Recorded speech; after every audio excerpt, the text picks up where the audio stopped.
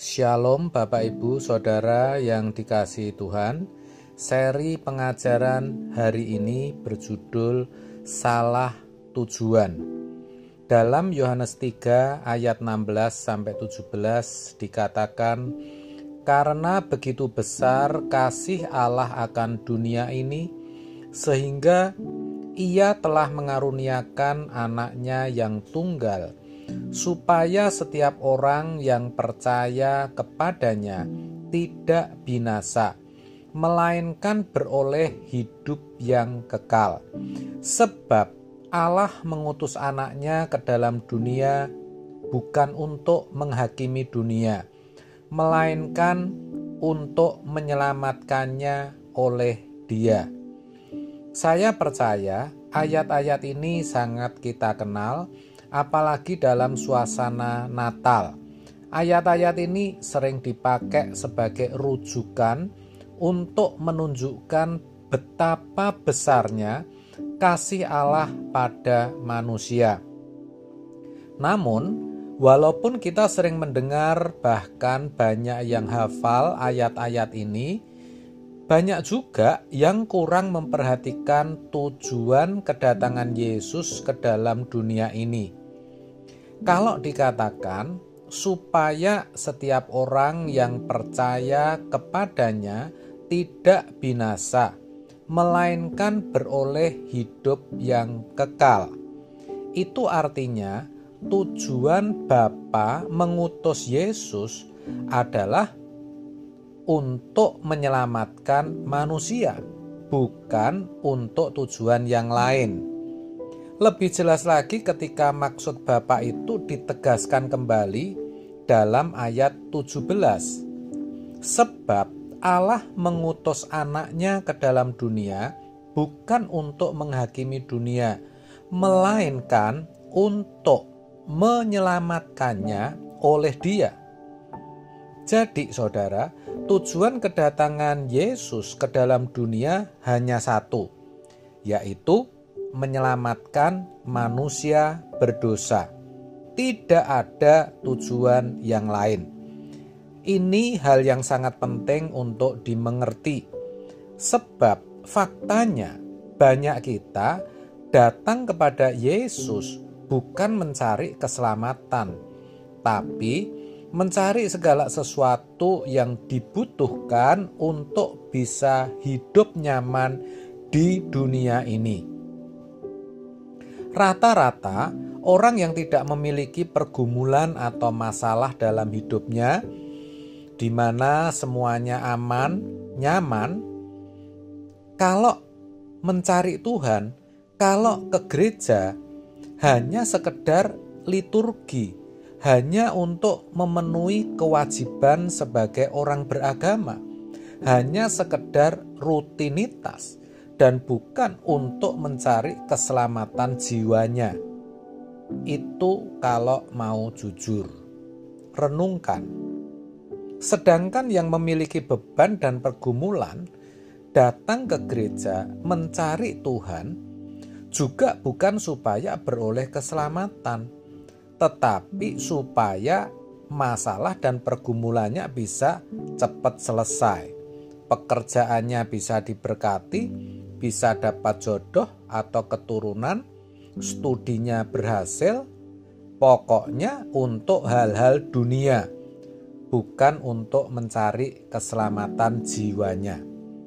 Itu artinya sebenarnya banyak orang Kristen yang sudah salah tujuan atau salah alamat.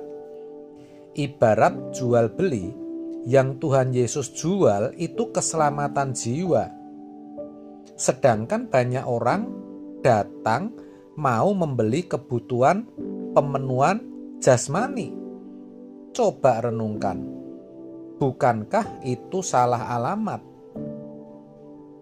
Walaupun memang Tuhan Yesus tentu bisa dan sangat mudah untuk memberkati kita dengan berkat-berkat jasmani, apa yang kita perlukan untuk hidup ini. Walaupun tidak bisa dikatakan salah juga kalau datang atau mencari Yesus untuk hal-hal yang duniawi, Tapi semua itu harus dijadikan sarana atau alat agar kita bisa lebih dekat dengan Tuhan. Sarana agar kita bisa memuliakan Tuhan. Sarana agar kita bisa ambil bagian dalam pekerjaan Tuhan. Kalau seperti itu, boleh-boleh saja kita mencari Tuhan untuk mendapatkan berkat-berkat jasmani. Toh akhirnya kita pakai untuk memuliakan Tuhan. Terkait akan hal itu, dalam Lukas 16 ayat 9 dikatakan, "Dan aku berkata kepadamu, ikatlah persahabatan dengan mempergunakan mamon yang tidak jujur, supaya jika mamon itu tidak dapat menolong lagi, kamu diterima di dalam kemah abadi." Maksud ayat ini adalah agar kita itu mengikat persahabatan dengan Tuhan dengan mempergunakan harta atau dunia, sehingga ketika kelak kita menghadap Allah, kita bisa berkenan kepadanya. Kita bisa diperkenan masuk kerajaan surga. Begitu. Sayang sekali banyak orang Kristen menjadikan mamon atau harta dunia sebagai tujuan akhir, bukan sebagai sarana atau alat untuk memuliakan Tuhan. Nah, ini masalahnya dan inilah salahnya. Jadi jangan heran kalau seseorang sedang diberkati cenderung lupa Tuhan, cenderung meremehkan Tuhan, jarang berdoa, dan mengalahkan ibadah dengan hal sepele seperti hujan, arisan reuni alumni, ngopi atau wedangan bersama teman. Baru ketika mengalami masalah atau beban berat, rajin ke gereja dan kenceng berdoa. Tapi setelah masalahnya selesai, doanya kembali kendor. Sekali lagi, itu membuktikan bahwa banyak orang Kristen salah tujuan dalam mencari Tuhan. Jadi, sekali lagi jangan sampai kita salah tujuan sehingga iman percaya kita menjadi sia-sia.